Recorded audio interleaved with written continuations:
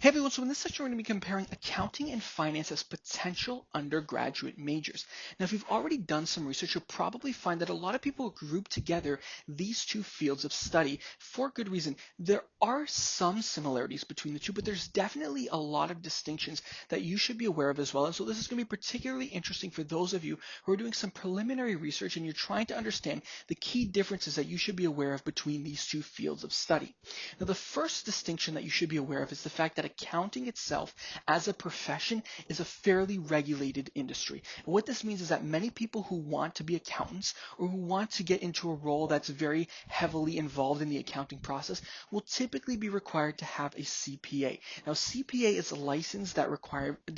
accountants will have that will require them to have a number of courses in accounting and in business at the undergraduate level to even be able to sit for this particular examination, and also to have a number of years, or I should say number of hours of experience to actually get the full certification. And also beyond getting the certification, there's sometimes continuing education requirements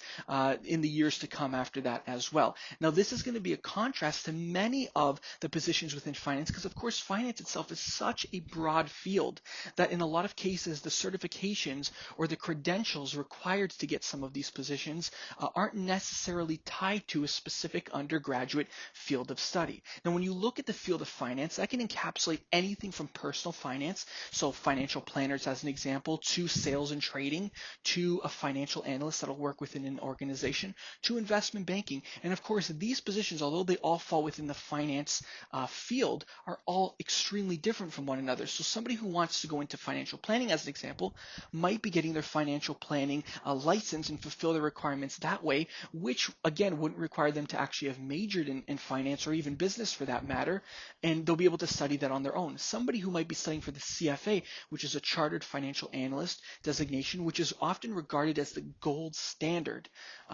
of finance, will typically be taking this either in the last year of their undergraduate studies or even after they graduate as well. And again, this comes with its own body of knowledge that students can study independent of their undergraduate major as well. And so you'll often find a lot of people with engineering backgrounds or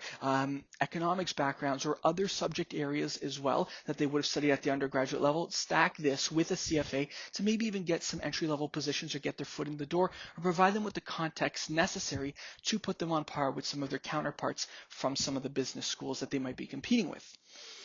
One of the other things to really consider here is the fact that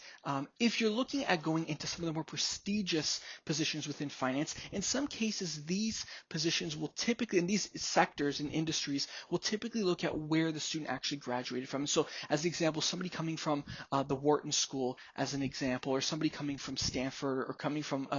Chicago Booth School of Business might have a completely different career outlook or opportunities available to them than somebody who's coming from a fairly unknown school. And this is typically only at the very elite level, so opportunities like private equity and venture capital, though there might be a little bit more opportunities there. That doesn't necessarily mean that this is going to be closed off to people from these schools. It just might mean that there's a lot more opportunities to people from these particular schools. The accounting field itself is slightly different in the sense that it's really about having the actual credential and being certified to actually practice as an accountant. So being able to fulfill the requirements to be a CPA, in a lot of cases, that'll mean doing a number of years in audit or doing a number of years working in some junior level positions to actually work their way up. There'll be a completely different career progression there. So a lot of people are looking at these two fields of study and feel as though they need to choose between one or the other. And I'm proposing that potentially there's an opportunity for students to get the best of both worlds. So majoring in accounting, or if you don't even want to think about it that way, but you want to think about it as in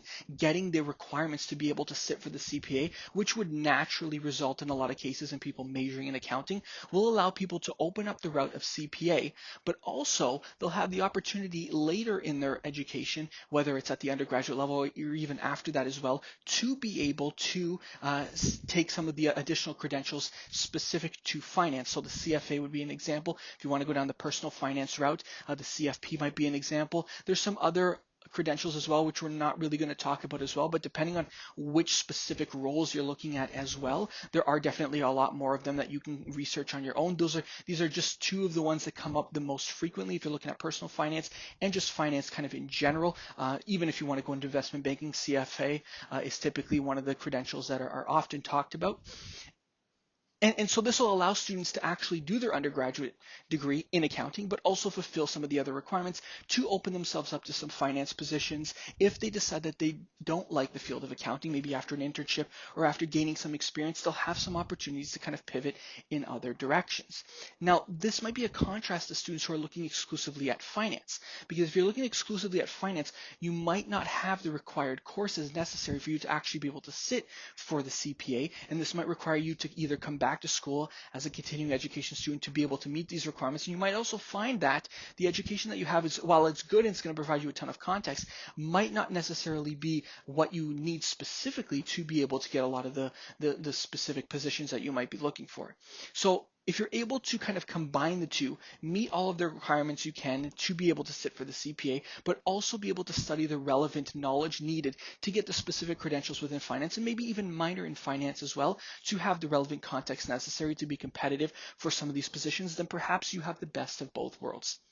So hopefully this provided you with a little bit of context between the differences between the two and how you can kind of position your undergraduate studies to be able to get enough context in each of these, or maybe even in both of these, to open up as many opportunities to yourself as possible. As always, thank you so much again for listening to this. I'd love to hear your comments, questions, and concerns in the comment section below. As always, thanks again for listening. Make sure to subscribe and like. And as always, we'll see you in the next one.